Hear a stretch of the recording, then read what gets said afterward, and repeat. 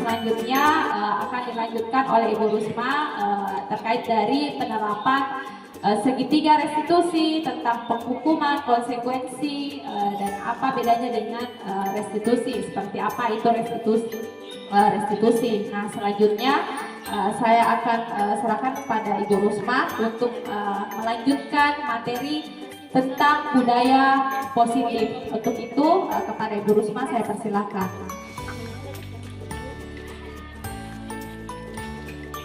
Terima kasih kepada saudari Irma Sapitri. Bagaimana Bapak Ibu, masih semangat? Lebih mengumpulkan semangat kita, kita bisa esterikin dulu ya. Boleh? Boleh, oke. Kita esterikinnya pakai tepuk saja. Misalnya kalau saya mengatakan selamat pagi, kita tepuk satu kali. Kalau saya mengatakan selamat siang, kita tepuknya 2 kali. Terus kalau selamat sore, tepuknya 3 kali. Kalau selamat malam itu tepuknya setengah. Sudah sampai. Boleh ya Bapak Ibu? Oke, kita coba ya. Selamat pagi, selamat siang, selamat sore, selamat malam. Berarti oke, kita ulang sekali lagi ya Bapak Ibu. Selamat pagi, selamat sore, selamat pagi, selamat malam, selamat siang, selamat sore. Oke, terima kasih Bapak Ibu. Baiklah, saya akan melanjutkan materi sosialisasi budaya positif kali ini, yaitu tadi saudari Ibu Irma Sapitri sudah menyampaikan sebagian dari budaya positif ini. Adapun yang saya akan bawakan yaitu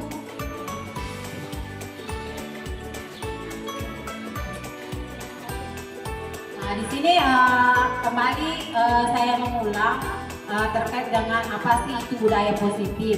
Tadi saudara sudah menjelaskan, tetapi tidak apa-apa kita ulang kembali di sini. Budaya positif itu merupakan pembiasaan yang diterapkan di sekolah yang diharapkan akan membantu tercapainya profil pelajar Pancasila. Budaya positif di sekolah itu adalah nilai-nilai keyakinan dan kebiasaan-kebiasaan di sekolah yang berpihak pada murid, agar murid dapat berkembang menjadi pribadi yang kritis, penuh hormat, dan bertanggung jawab. Nah, budaya-budaya positif di sekolah ini juga yang akan kita terapkan. Nah, untuk lebih jelasnya kita bisa memahami lebih jelas terkait dengan budaya positif, bisa menyimak video berikut.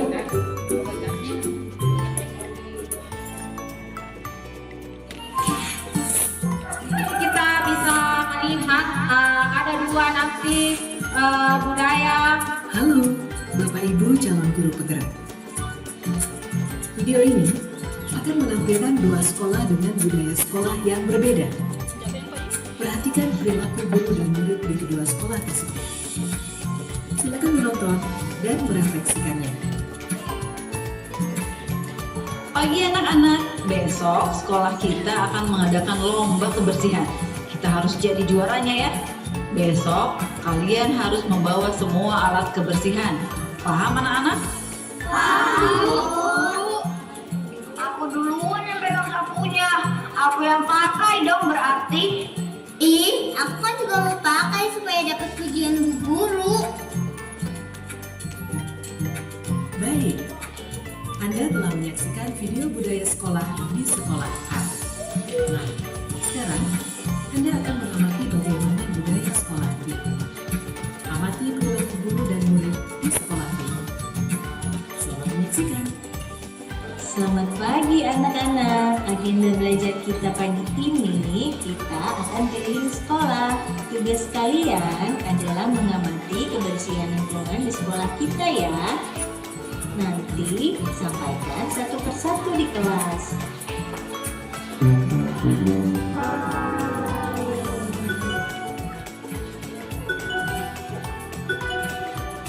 Bagaimana anak-anak? Apa yang kalian temukan di lingkungan sekolah? Ternyata sekolah kita kotor ya bu. Sampah yang berantakan. Bagaimana ya solusinya? Bagaimana bila kita menemukan kerja bakti saja? Jangan buang sampah di jalan, buang sampah itu di tong sampah. Oh iya, makasih udah diingetin ya. Anda telah menyaksikan video budaya sekolah A dan B. Bagaimana? Apa yang Anda rasakan dan bagaimana Anda sekolah? Perilaku guru dan murid seperti apa yang Anda tangkap dari video budaya sekolah? Mari kita menyaksikan aktivitas berikut. Oke,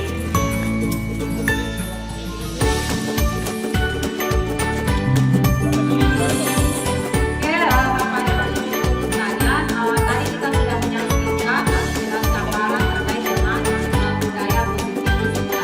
Nah, di sini tadi itu budaya positif terdiri dari 6 bagian yang kita dapatkan dan sudah digambarkan dari budaya yang positif dan ini kebajikan peserta, terus keinginan keras dan 5 posisi kontrol. Nah, selanjutnya kita masuk di materi tentang kebutuhan dasar manusia dan dunia berkualitas. Nah, di sini terdapat 5 kebutuhan dasar manusia. Yang pertama itu ada bertahan hidup, merasa diterima, kebebasan, kesenangan, dan kepuasan. Ini kebutuhan dasar manusia itu menurut Dr. William Glasser dan teorinya yang pertama adalah bertahan hidup, di mana bersifat fisiologis. Bertahan hidup itu dia bersifat fisiologis. Misalnya kita butuh kesehatan, iman, dan bertahan biologis itu sebagai bagian dari proses reproduksi, termasuk kebutuhan tetap bertahan hidup. Nah, di sini agar murid dapat belajar dengan baik, kebutuhan mereka akan rasa aman, pakan, sandang, dan papan harus berbaik. Nah, itu yang pertama adalah bertahan hidup. Terus yang kedua adalah kebutuhan akan kasih sayang atau merasa diterima. Nah, yang kedua ini dia bersifat psikologis. Kalau yang pertama tadi itu dia bersifat fisiologis. Yang kedua ini dia bersifat psikologis, di mana kebutuhan untuk disayangi dan diterima itu meliputi kebutuhan akan hubungan atau kondisi sosial. Di mana kebutuhan untuk memberi atau menerima kasih sayang itu merasa menjadi bagian dari suatu kelompok. Nah, kebutuhan itu meliputi keinginan untuk tetap terhubung dengan orang lain seperti teman, keluarga, pasangan hidup, teman kerja, binatang peliharaan, dan kelompok di mana kita bergabung. Nah, saya rasa kebutuhan-kebutuhan ini bukan hanya siswa kita yang memilikinya, ini adalah kebutuhan dasar manusia. Tentunya kita juga sebagai guru memiliki semua ini. Terus yang ketiga adalah kebutuhan akan kepuasan atau kebutuhan pengakuan atas kemampuan. Kebutuhan ini berhubungan dengan kekuatan untuk mencapai sesuatu yang kompeten, menjadi terampil, diakui atas prestasi dan keterampilan kita, didengarkan dan memiliki rasa harga diri. Kebutuhan ini memiliki keinginan untuk dianggap berharga, bisa membuat perbedaan, bisa membuat pencapaian kompeten dan diakui ataupun dihormati. Selanjutnya yang keempat, kebutuhan dasar yang keempat yang dimiliki oleh manusia adalah kebutuhan akan kebebasan. Kebutuhan untuk bebas adalah kebutuhan akan kemandirian, otonomi, memiliki pilihan dan mampu mengendalikan arah hidup seseorang. Anak-anak dengan kebutuhan kebebasan yang tinggi itu menginginkan pilihan mereka perlu banyak bergerak, suka mencoba-coba, tidak terlalu terpengaruh orang lain dan senang mencoba hal yang baru dan menarik. Selanjutnya yang kelima, kebutuhan dasar yang kelima adalah kesenangan. Kesenangan atau kebutuhan untuk merasa senang. Kebutuhan akan kesenangan ini adalah kebutuhan untuk mencari kesenangan, bermain dan tertawa-tawa.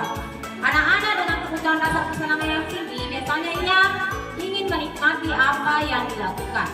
Mereka juga bisa berkonsentrasi tinggi saat mengerjakan hal yang disenangi. Nah, kelima tadi kebutuhan-kebutuhan dasar itu kita sebagai seorang guru sangat perlu untuk mengetahui kebutuhan-kebutuhan dasar manusia tersebut agar kita bisa membangun budaya-budaya positif yang ada di lingkungan sekolah kita ini. Selanjutnya kita masuk di teori motivasi, hukuman, penghargaan, dan restitusi. Nah, di sini ada 3 motivasi perilaku manusia. Di mana di sini yang pertama itu motivasi yang pertama adalah untuk menghindari ketidaknyamanan atau hukuman. Nah, motivasi yang pertama ini adalah tingkat yang paling rendah dari perilaku manusia. Biasanya orang yang motivasi perilakunya untuk menghindari hukuman atau ketidaknyamanan akan bertanya, apa yang akan terjadi apabila saya tidak melakukannya? Nah, motivasi seperti ini adalah motivasi yang bersifat eksternal. Nah, selanjutnya yang kedua, ada motivasi untuk mendapatkan imbalan atau penghargaan dari orang lain. Nah, satu tingkat dari motivasi yang pertama tadi, di sini orang berperilaku untuk mendapatkan imbalan atau penghargaan dari orang lain. Orang dengan motivasi ini akan bertanya, apa yang akan saya dapatkan apabila saya melakukannya? Nah, motivasi ini juga termasuk dalam motivasi eksternal. Nah, terus yang ketiga, untuk menjadi orang yang mereka inginkan dan menghargai diri sendiri dengan nilai-nilai yang mereka percaya. Mereka melakukan sesuatu karena nilai-nilai yang mereka yakini dan hargai. Dan mereka melakukannya karena mereka ingin menjadi orang yang melakukan nilai-nilai yang mereka yakini tersebut. Ini adalah motivasi yang akan membuat seseorang memiliki disiplin positif. Karena motivasi berperilaku itu bersifat internal, bukan eksternal. Saya pikir ini adalah motivasi yang ketiga yang kita harapkan semua, yang kita harapkan bersama sebagai seorang guru dan kita harapan kita kepada siswa. Motivasi untuk belajar siswa itu datang dari diri sendiri atau dia motivasinya itu motivasi internal yang datang dari dalam dirinya, kesadaran untuk mau belajar, dan kita juga sebagai seorang guru harus memiliki motivasi untuk belajar, motivasi untuk terus belajar, motivasi untuk terus mengembangkan diri supaya kita di sini bersama-sama bisa berkolaborasi untuk mengembangkan sekolah kita.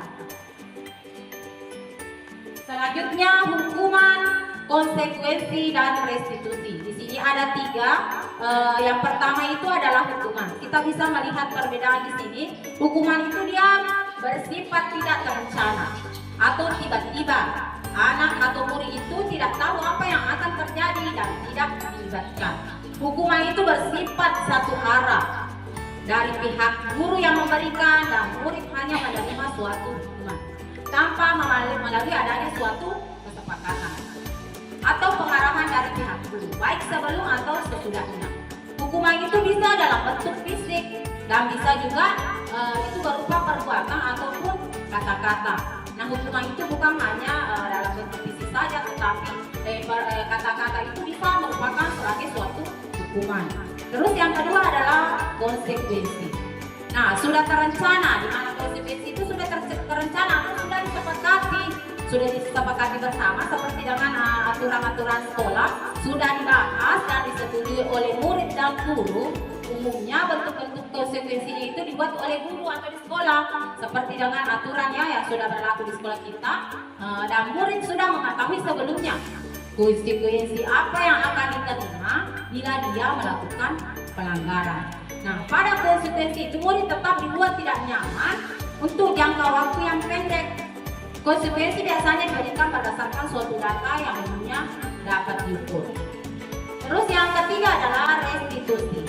Restitusi adalah proses menciptakan kondisi bagi murid untuk memperbaiki kesalahan mereka, sehingga mereka bisa kembali pada kelompok mereka dengan karakter yang lebih kuat. Nah, restitusi ini juga merupakan proses kolaboratif yang mengajarkan murid untuk mencari solusi atau dari masalah sendiri, ya, dan membantu murid berpikir tentang orang seperti apa yang mereka inginkan dan bagaimana mereka harus memperlakukan orang lain. Nah, ini tadi restitusi sudah masuk sebagian dari yang ditampilkan tadi sebelumnya dari saudara Yulma Safitri terkait dengan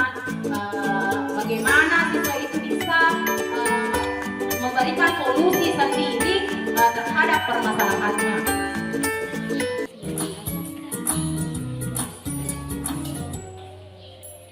Salam bahagia Ibu dan Bapak guru hebat. Dalam penerapan disiplin positif restitusi, salah satu program yang dikembangkan adalah 5 posisi kontrol. 5 posisi kontrol dalam restitusi adalah proses perjalanan seorang pendidik agar dapat mengenali dirinya. Pada video kali ini, kita akan membahas tentang 5 posisi kontrol yang dikembangkan oleh Diane Gossen dan contoh penerapannya.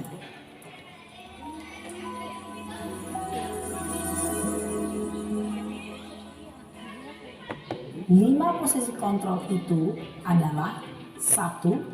Posisi penghukum, 2. Posisi pembuat merasa bersalah, 3. Posisi teman, 4. Posisi pemantau atau monitor, dan 5. Posisi manajer. Untuk lebih memahami kelima posisi tersebut, mari kita saksikan kasus Naren yang terlambat hadir 20 menit di sekolah dan melihat bagaimana kelima posisi kontrol dalam menghadapi masalah tersebut.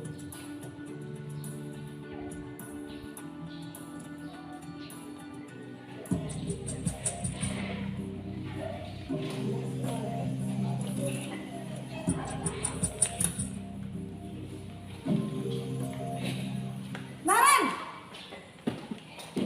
Sini kamu! Selamat pagi, Bu. Selalu terlambat. Kamu deh, pasti terlambat. Maaf, Bu. Saya Apa? Apa coba? Alasan kamu apa lagi? Kapan sih kamu tidak terlambat? Malas sekali ya kamu jadi anak. saya Dasar pemalas. Gak kapok-kapok sih kamu. Sudah berapa kali terlambat? Sana, kamu keliling lapangan basket 2 kali. kenapa saya harus keliling lapangan basket, Bu? Kenapa? Kamu melawan ibu? Berani-beraninya jawab. Sudah terlambat, masih berani jawab pula. Sekarang, keliling lapangan basket 5 kali sekalian. Biar kapok. Cepat. Pergi sana ke lapangan basket. Posisi penghukum biasanya berbicara dengan nada tinggi, menghardik, menunjuk-nunjuk, menyakiti, dan menyindir. Hukuman bisa berupa fisik maupun psikis. Ibu dan Bapak guru hebat, dampak yang terjadi pada murid ketika guru berada pada posisi penghukum adalah murid cenderung akan memberontak, bahkan menyimpan dendam.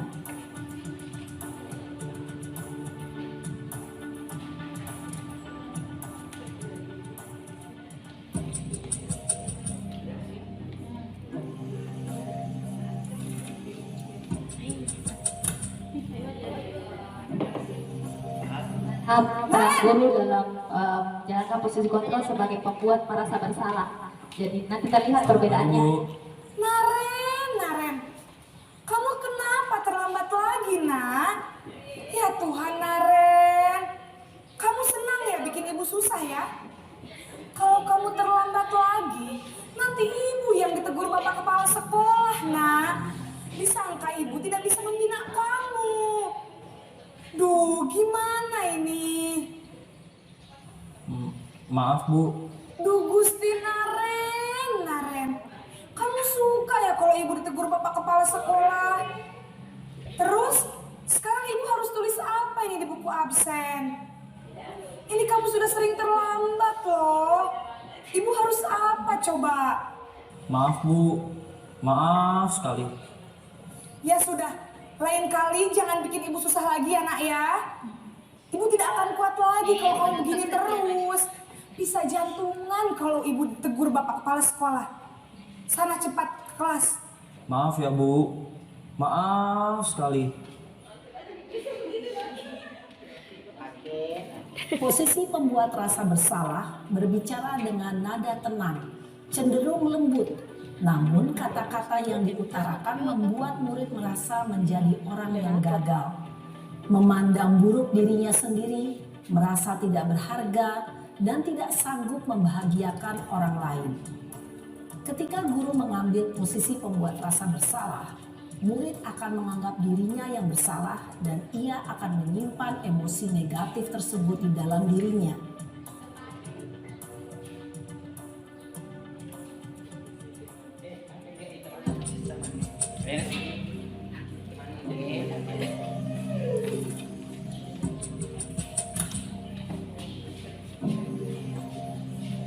Naren!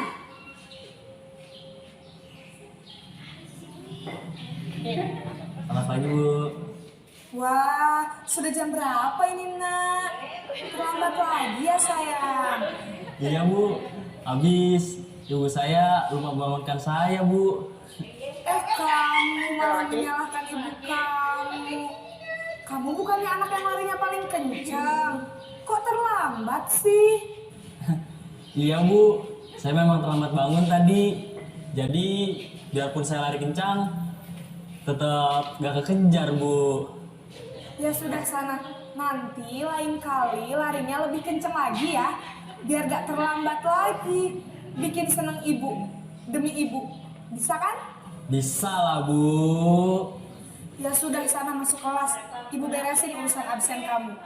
Kamu ini ada-ada saja. Dalam posisi teman, guru berbicara dengan nada suara ramah, akrab, cenderung bersenda gurau untuk menjaga suasana tetap santai. Murid akan merasa senang, aman, dan akrab dengan guru. Identitas yang tercipta adalah identitas sukses atau berhasil. Namun, perlu diingat, karena ini masih dorongan eksternal, maka ada faktor ketergantungan dari murid kepada orang tertentu. Di sini, guru absennya, sehingga di lain waktu, murid bisa berperilaku baik, namun hanya kepada orang-orang tertentu saja.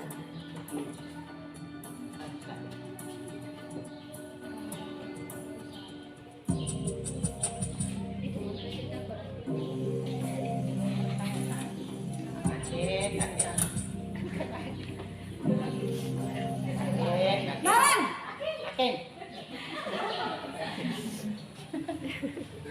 Selamat pagi Bu.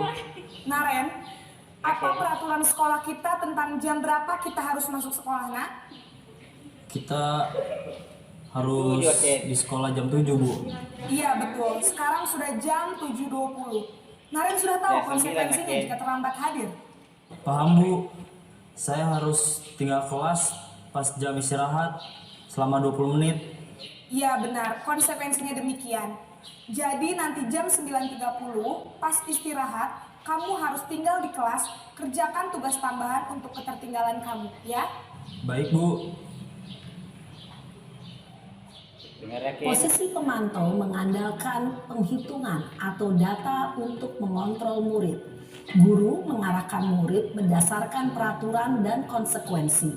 Seorang pemantau menunjukkan bahasa tubuh dan ekspresi wajah yang datar dan cenderung formal.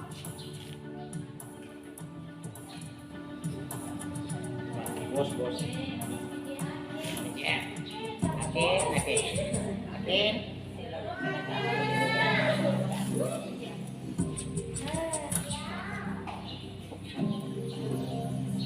Naren!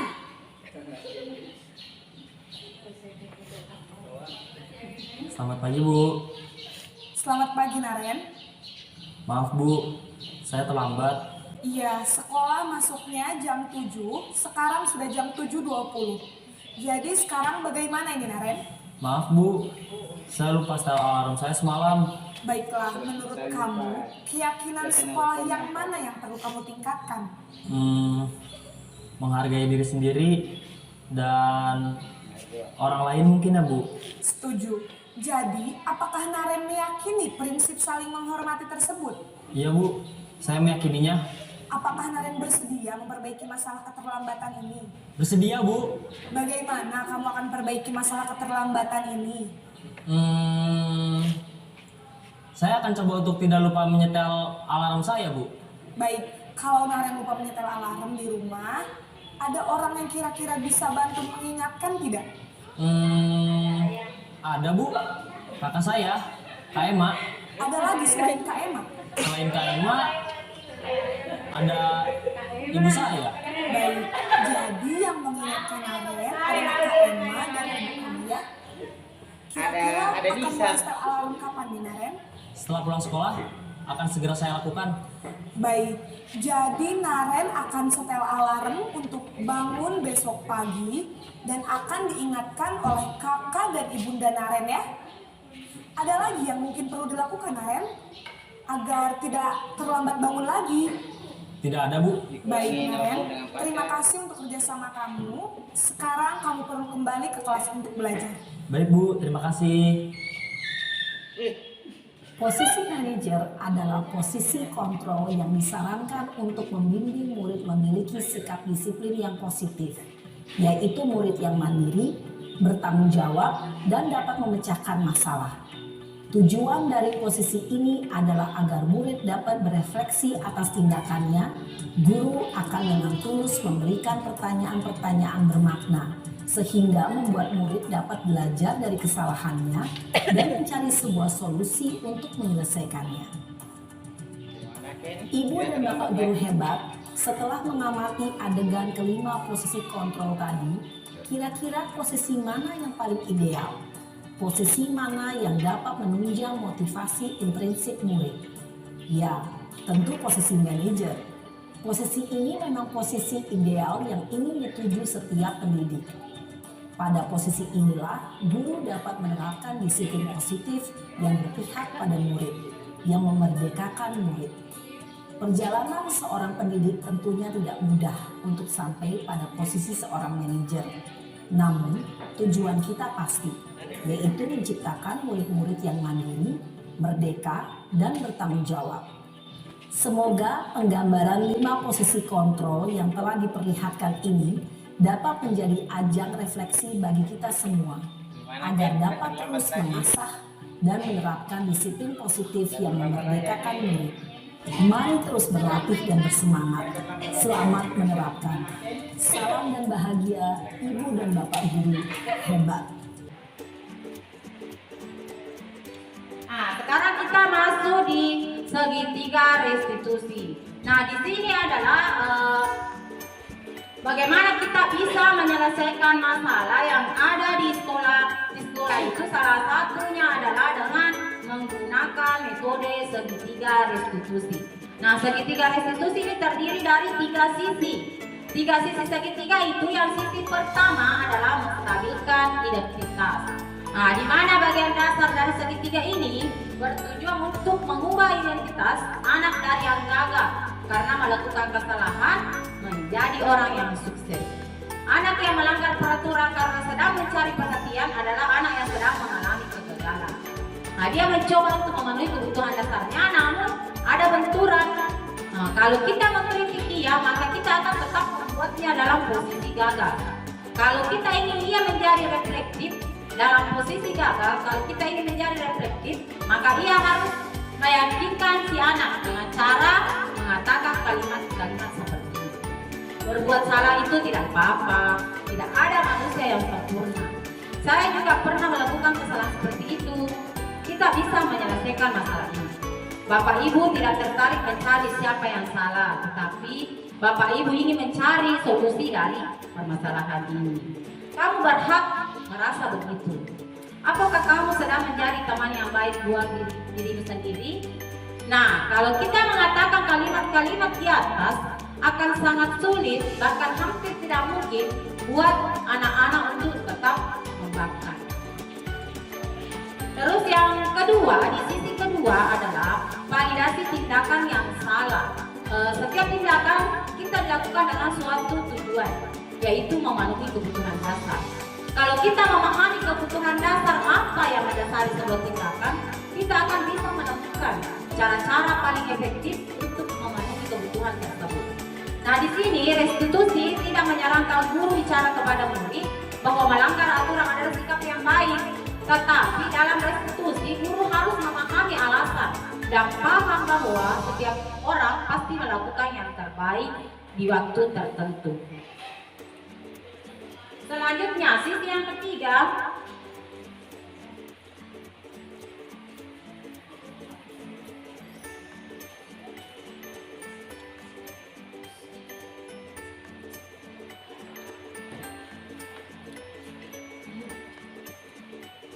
Nah, sisi yang ketiga itu adalah menanyakan keyakinan.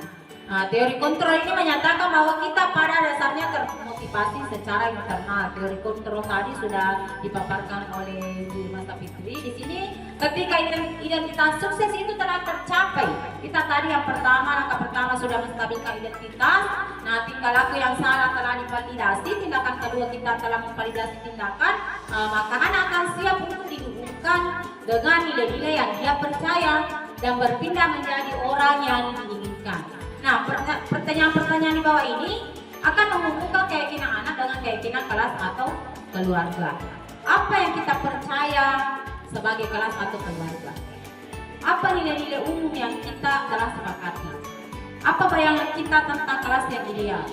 Kamu mau jadi orang yang seperti apa? Penting untuk menanyakan ke anak kehidupan seperti apa nantinya yang mereka inginkan. Apakah kamu ingin menjadi orang yang sukses, bertanggung jawab, atau bisa dipercaya? Nah, pertanyaan-pertanyaan itulah yang disampaikan untuk menuju ke untuk menerapkan segitiga restitusi ini. Untuk lebih jelasnya, silakan disimak videonya. Penerapan di sini akan ada penerapan, contoh penerapan segitiga restitusi di lingkungan sekolah.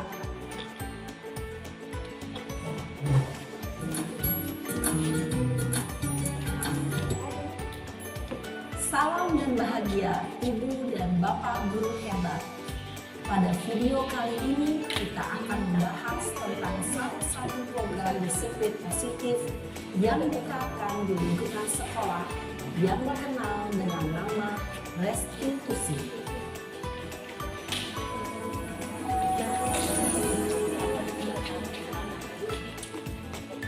Restitusi dikembangkan oleh pakar pendidikan Diane Gosson, berlandaskan pada teori kontrol Dr. William Gleason. Segitiga restitusi adalah suatu proses dialog yang dijalankan oleh guru atau orang tua agar dapat menghasilkan murid yang mandiri dan bertanggung jawab. Pada saat guru di posisi manajer, aspek yang dikembangkan pada murid adalah motivasi intrinsik, sehingga penanaman nilai kebajikan dapat tumbuh dan berkembang menjadi suatu kebiasaan positif yang akhirnya membentuk karakter murid. Proses dialog ini terdiri dari 3 langkah yang digambarkan pada ketiga sisi pada segitiga restitusi. Sisi pertama adalah menstabilkan identitas. Sisi yang kedua adalah validasi tindakan yang salah. Dan sisi yang ketiga adalah menanyakan keyakinan. Ibu dan Bapak guru, berikut ini akan ditunjukkan bagaimana seorang guru berada dalam posisi manajer menggunakan penerapan segitiga restitusi.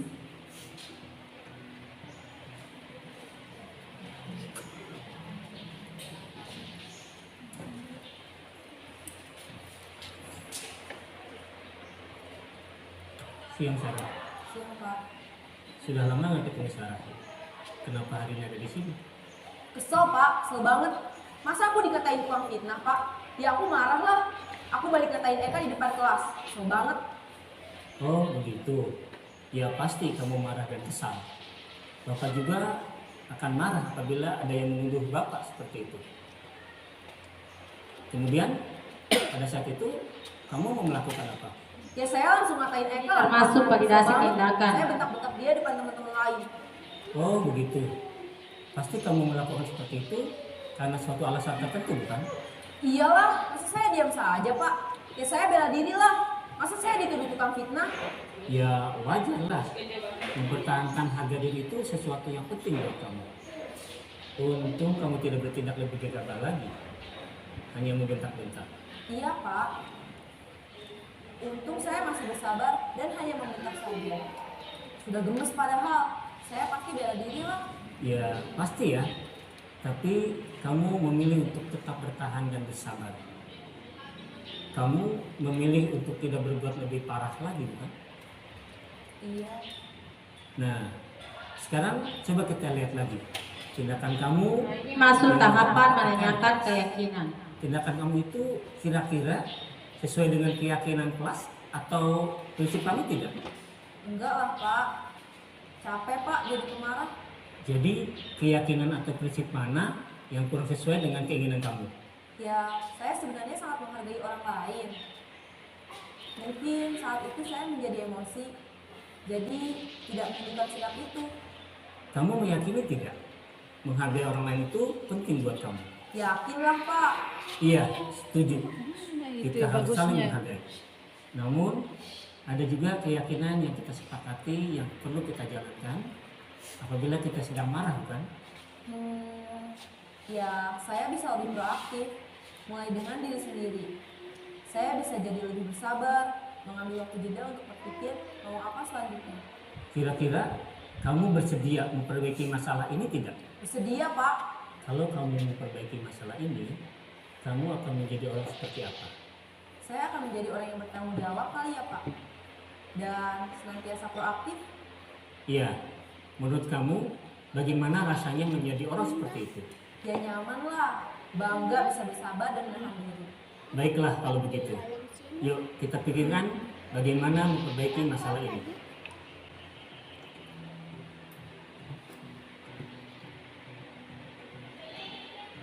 Ini Ibu ngobrolnya dan Bapak guru hebat. Baru saja kita kita dengan menyaksikan contoh kira-kira? bagaimana seorang Nggak tahu, guru Bu. berada dalam posisi manajer menggunakan penerapan segitiga Bagus restitusi, satunya. melakukan Timbal baliknya. satu persatu. Sopan. Pada sisi pertama, menstabilkan identitas berdasarkan pada prinsip bahwa membuat kesalahan adalah bagian dari proses pembelajaran. Sisi pertama dari segitiga ini berperan menggeser identitas murid dari identitas gagal ke identitas sukses. Murid yang sedang bertingkah laku yang tidak pantas atau menarik diri saat itu sedang mengalami identitas gagal. Bila kita mengkritiknya, maka posisinya tidak akan berubah. Kita bisa mengajukan pernyataan-pernyataan ini. 1. Membuat kesalahan sesuatu yang wajar. 2. Manusia tidak ada yang sempurna. 3. Kita bisa memperbaiki masalah ini. 4. Saya tidak menanyakan kesalahannya. Saya lebih fokus bagaimana memperbaiki masalah ini. 5.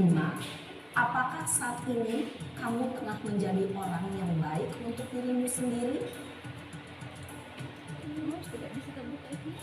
Pada sisi kedua, validasi tindakan yang salah. Kedua yaitu validasi tindakan yang salah. Salah perilaku berupaya memenuhi suatu kebutuhan tertentu.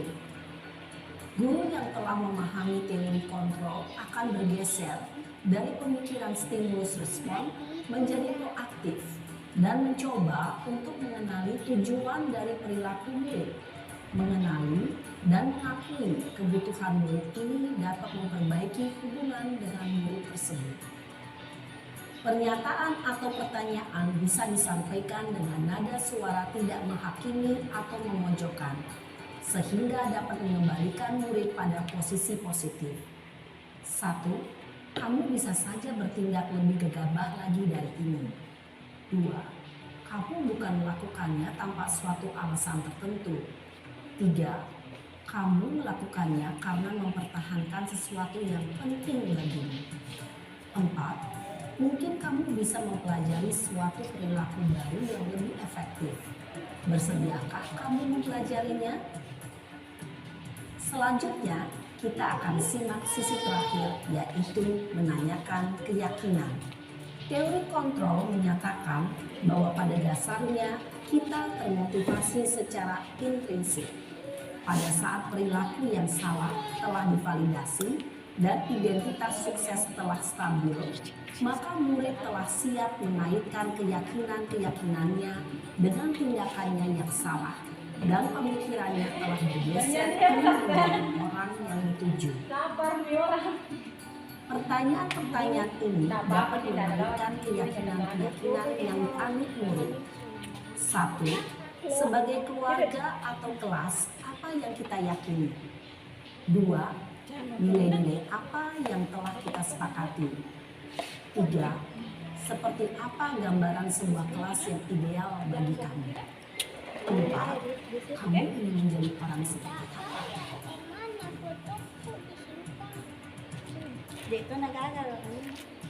Dalam menerapkan segitiga restitusi, perlu memperhatikan beberapa hal, yaitu satu, perilaku yang salah perlu dikaitkan dengan nilai-nilai atau keyakinan-keyakinan yang telah disepakati atau dituju.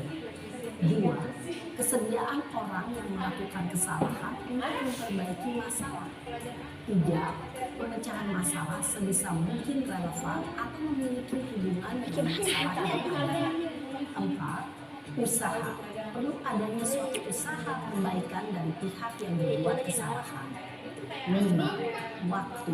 Perlu didedikasikan waktu dari pihak yang berbuat kesalahan.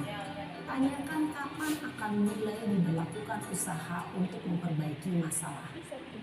Dengan memahami struktur penerapan segitiga restitusi, diharapkan guru dapat menerapkan posisinya sebagai manajer dengan mengajukan pertanyaan-pertanyaan bermakna yang dapat membuat murid menjadi lebih percaya diri, bertanggung jawab, dan mandiri.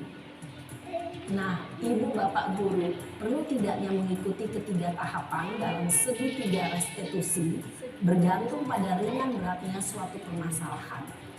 Misalnya, bila permasalahan tersebut ringan, maka tidak perlu dijalankan secara berurutan. Bahkan bisa semudah menanyakan apa keyakinan yang kita sepakati.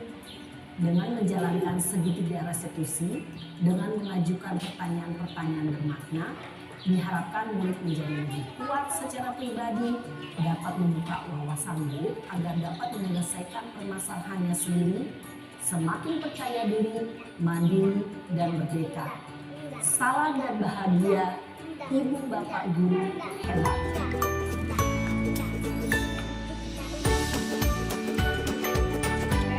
Demikianlah tadi tampilan video yang membuat tajam pemahaman Bapak Ibu tentang penerapan segitiga restitusi. Semoga dengan pemaparan kami di sini selaku calon penggerak dalam mensosialisasikan budaya positif ini, Bapak Ibu guru semua dan kita di sini bisa berkolaborasi. Kita berusaha menerapkan sedikit demi sedikit budaya positif yang ada di sekolah kita ini, supaya kebiasaan-kebiasaan yang positif itu bisa menjadi budaya di sekolah kita ini. Demi untuk mewujudkan bagaimana kita bisa mencapai murid yang memiliki nilai profil pelajar Pancasila.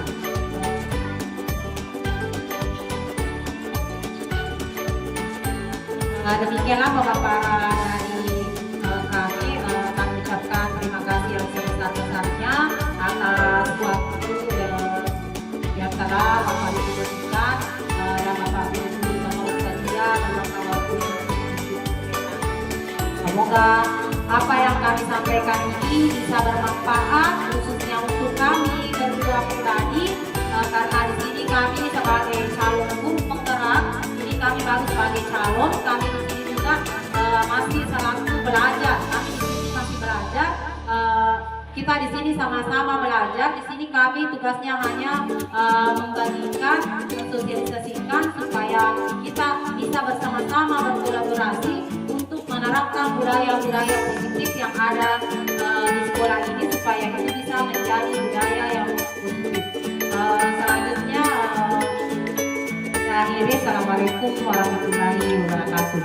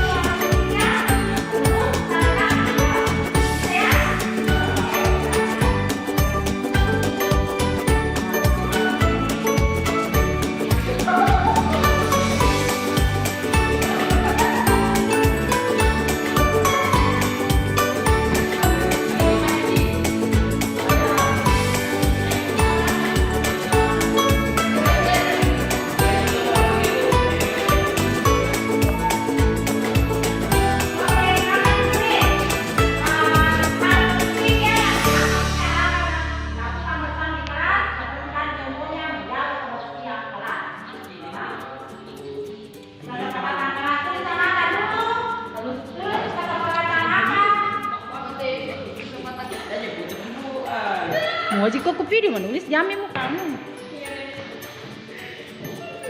Tidak aku ambil mukamu.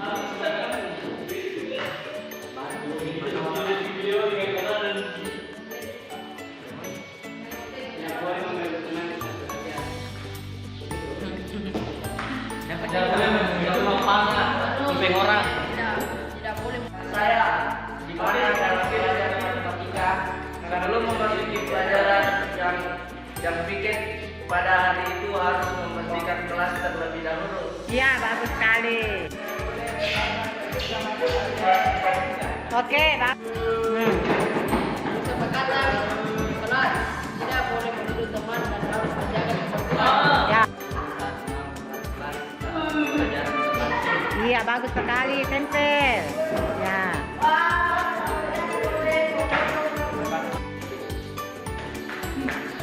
Oke. Kesepakatan kelas itu ketika guru menjelaskan di atas bermain-main atau cerita saat guru menerangkan, melainkan kita harus memperhatikan agar pelajaran yang dijelaskan dapat dipahami. Tempel.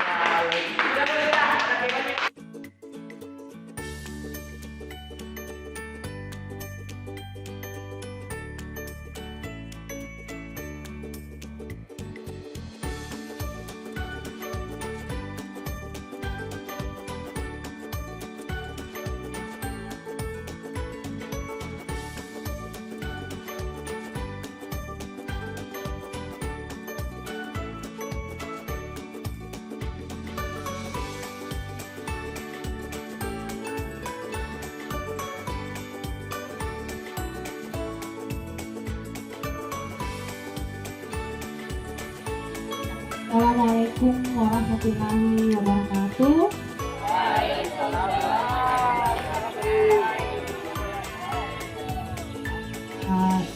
Ibu ulangi kembali karena ibu melihat masih kurang semangat. Ini masih pagi-pagi sekali, nak. Assalamualaikum warahmatullahi wabarakatuh.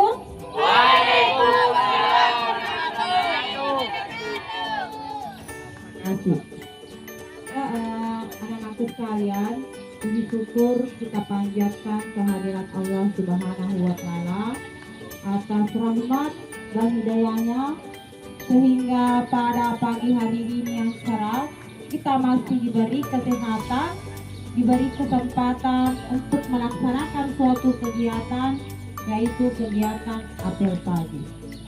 Dan tak lupa pula kita kirimkan salawat dan salam kepada Nabi Allah Muhammad SAW, Nabi yang telah mengangkat derajat umat manusia dari lembah kehinaan ke lembah kebahagiaan.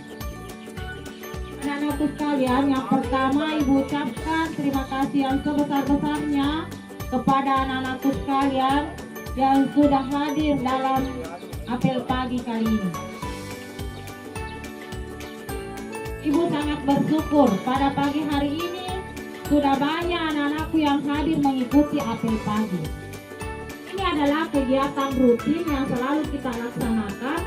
Di hari Senin kita upacara, hari-hari selain hari Senin kita apel pagi. Jadi ibu berharap apel pagi selanjutnya jumlah pesertanya semakin banyak. Artinya di sini ada perkembangan dari hari-hari sebelumnya.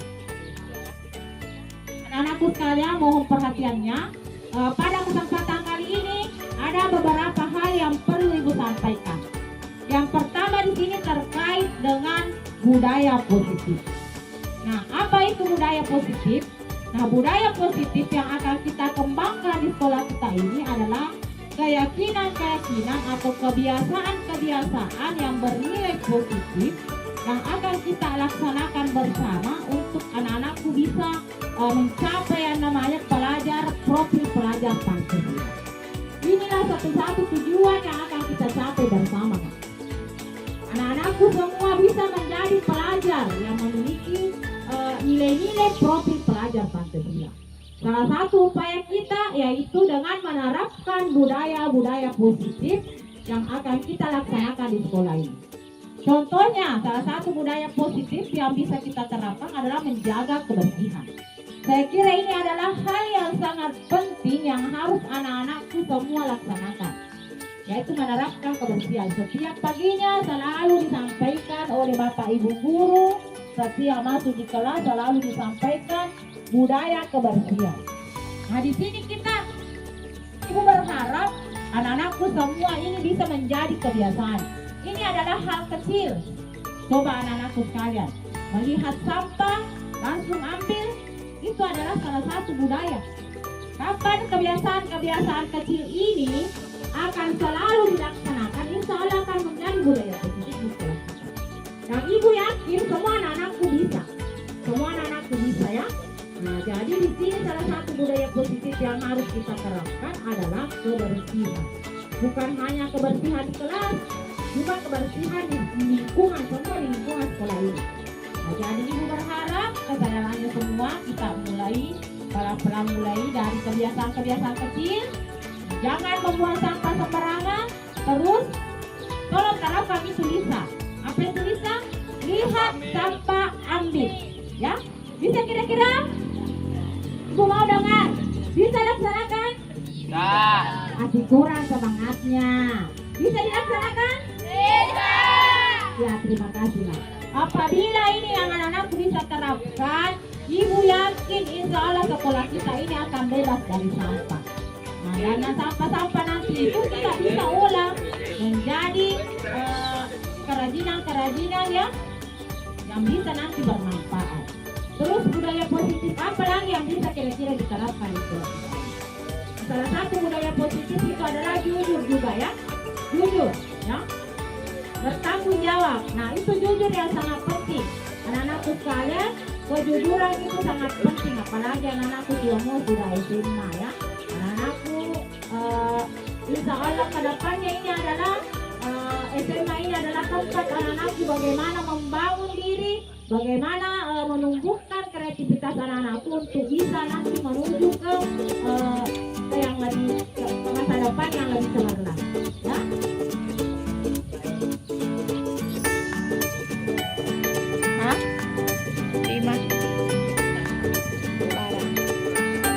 Satu kantongan orang nantinya dibagi ke setiap Ibu mau melihat kesalahan-kesalahannya, kantongan yang dapat satu oke. Siapa yang belum masih saya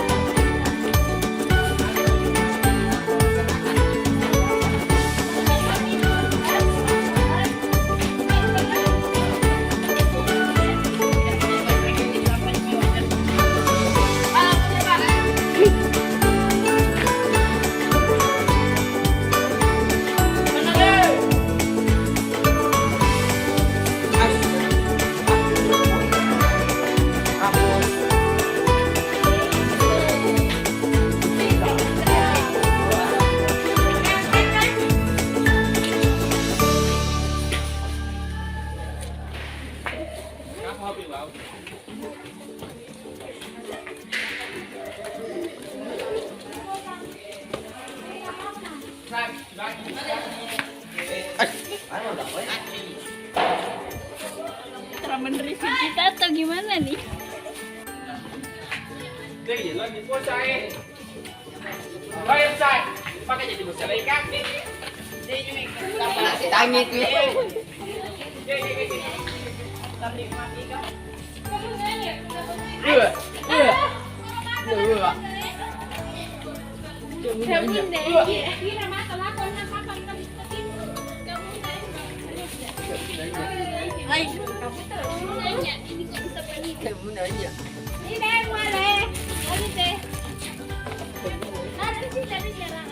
Ay, bataan na! Astagfirullah. Udah jelas deh. Kalian sering. Kamu nanya. Ya. Mana banyak Kamu bertanya. Woi. Mana banyak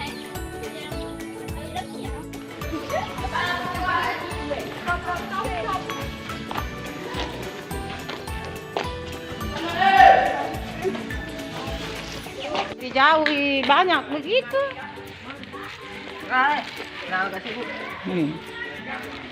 Oke, ya, bukan rupiah 10.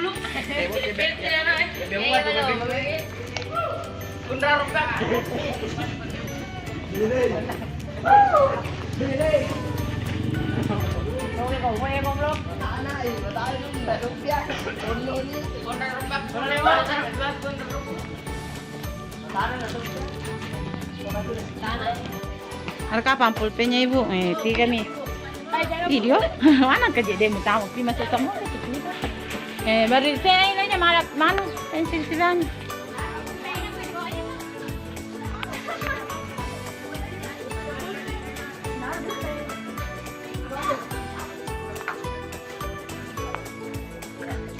Siapa sama siapa yang di pos? Sini nak. Asnul. Nah. Kak, aku cekin namanya, tulis namanya supaya ditahu itu. Tulis namanya biar mantap.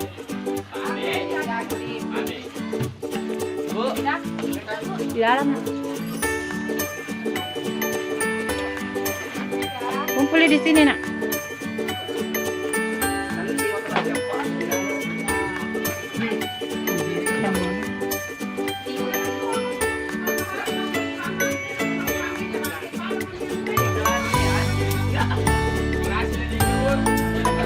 Magas sih mak baju anu. Lu malah ada cium-cium.